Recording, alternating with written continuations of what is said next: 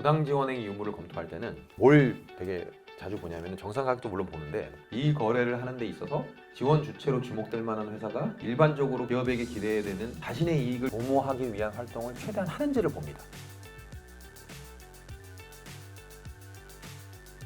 삼성 계열사들의 부당 지원 행위권, 이건 지금 이제 우리 미래에셋 사건이죠. 이거 공정위 보도자료에 나와 있는 걸 제가 그대로 옮긴 건데, 보시는 것처럼 급식을 하면서 웰스토리라는 업체한테 현저한 규모로 거래를 합니다. 지원 주체 급식 물량의 거의 100%를 주고, 지원 두 번째로서 동종업계에 없는 파격적인 거래 조건을 설정을 하고 식자재 가격 조사를 중단을 합니다.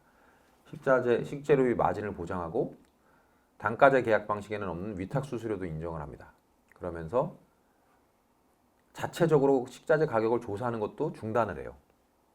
안 합니다. 그리고 경쟁 입찰을 하려고, 왜냐하면 웰스토리가 제공했던 그 식음료 서비스에 대해서 불만들이 좀 있다 보니까 경쟁 업체를 추진하려고 했었는데 그것도 중단을 합니다. 그러면서 미전실이 지시 개입했다고 공정이 봤어요. 그러면서 지원 주체인 회사들이 자신의 이익 극대화에 배치됨에도 이를 수용을 합니다. 그러면서 직접 이익률이 굉장히 높게 실현되고 현저한 규모로 거래를 하게 돼요. 그래서 저희가 부당 지원행위 유무를 검토할 때는 뭘 되게 자주 보냐면 정상 가격도 물론 보는데 이 거래를 하는 데 있어서 지원 주체로 주목될 만한 회사가 기업의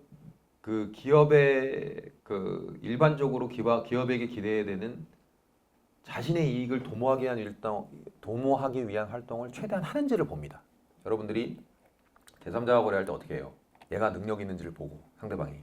그 다음에 얘가 제시하는 거래 조건이나 가격이 일반 시중에 있는 거래 가격보다 싼지 좋은지를 보고, 그 다음에 그 회사가 거래하는 게 나하고 이득이 되는지를 보고, 그리고 나하고 이제 내가 거래를 하면서 내가 그 거래 조건을 다 비교해가지고 상급 결제 라인을 통해서 밑에서부터 위로 착착착착 점검하고 이런 절차를 거치고 이런 것들을 종합적으로 하게 됩니다. 근데 이런 것들이 어디서 걸리면 이제 이게 혹시 부당 지원 행위로 규제될 수 있는 리스크가 있는지를 보게 되는 겁니다. 그러니까 여러분들도 돌아가셔서 그렇게 보시면 된다는 거예요.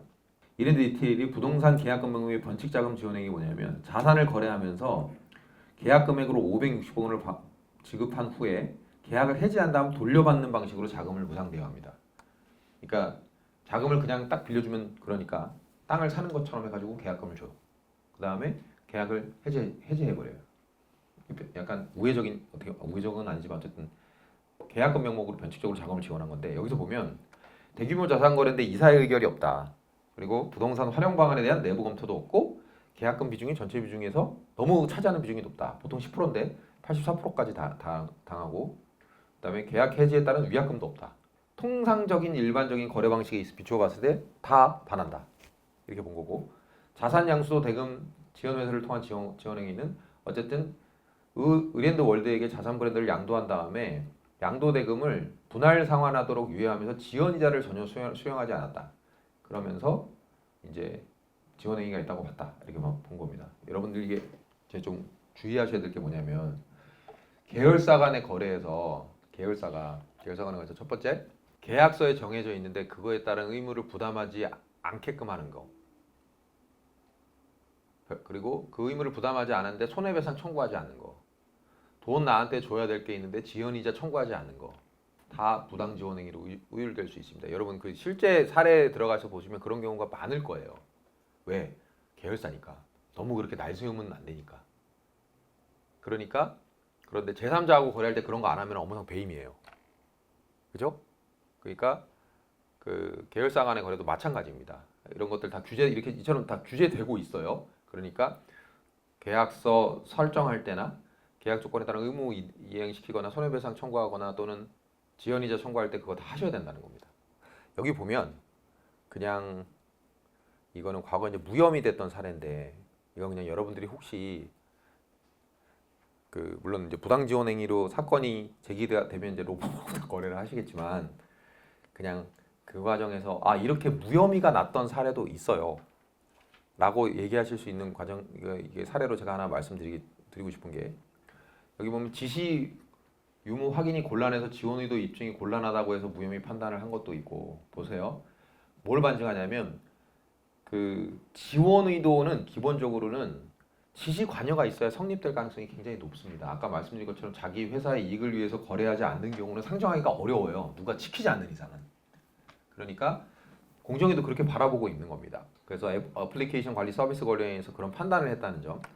그리고 데이터 회선 거래 서비스와 관련해서 매출이익률 자체를 상당히 유리한 조건의 판단 근거로 삼을 수 없다고 봤어요. 제가 아까 그 뭐죠? 글로비스 사례에서 말씀드린 것과 다르죠. 여기서는 또 안 된다고 본 거예요. 그러니까 유리하게 원용할 수 있는 지표이기도 합니다. 이렇게 다 달라질 수 있다라는 거예요. 그래서 하나 그냥 사례를 이건 알 수밖에 없는 거고, 뭐는 매출이익률이 된다 안 된다 이걸 인위적으로 말씀드리기가 조금 어려운 측면이 있습니다. 근데 될 때도 있고 안 될 때도 있다. 롯데칠성 부당지원행위 건은 좀 빨리 하겠습니다. 이거는 이게 뭐가 문제였냐면, 이걸 모두 이게 상세하게 설명드리는 것보다 어떤 대가를 정하는데 5가지 거래를 가지고서 거래 대가를 5가지의 거래와 관련해 가지고 비용 부담을 하면서 하나의 거래 조건을 교섭을 합니다.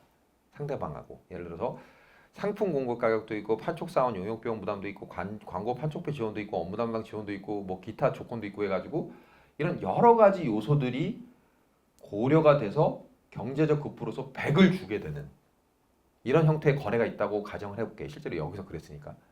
근데 공정위가 여기서 어떻게 문제를 삼았냐면 그 중에 일부분만을 뺀 거예요. 예를 들어서 판촉 사원 그 부담이나 광고 그 상품 공격 가격 부담만 빠가지고 그거만 딱 떼어서 봤을 때는 정상 가격보다 높다. 그래서 지원이다. 이렇게 본 거예요. 근데 이제 저희가 이제 이거 수행했던 케이스인데 저희가 이제 뭐라고 봤었냐면, 자, 우리가 서로 거래할 때 5가지 요소에 대해서 거래할 때 여기서는 우리가 얘한테 더 쳐줄 수도 있고 여기서는 얘가 우리한테 덜 쳐줄 수도 있다. 얘가 우리한테 더 쳐줄 수도 있다. 그래서 이런 거래 조건들이 하나하나 교섭이 되면서 결국은 전체 대가가 정해지는 거야. 그게 일반적인 거래의 상례야. 다 그렇게 거래해. 그러는데 왜 요거만 딱딱 뽑아가지고 이 거래 대가를 기초로 해서 이게 정상 가격보다 높다 낮다를 판단하는 거지? 그건 잘못된 거야. 이렇게 저희가 변소를 했어요. 그랬더니 그 부분이 맞다. 그렇게 판단하는 게 맞다고 해서 불기소 처분이 났던 사안입니다. 이거는 고발이 되지만. 그래서 이런 디펜스 논리도 있다. 유의미하다 이것도. 이렇게 말씀드리는 거예요.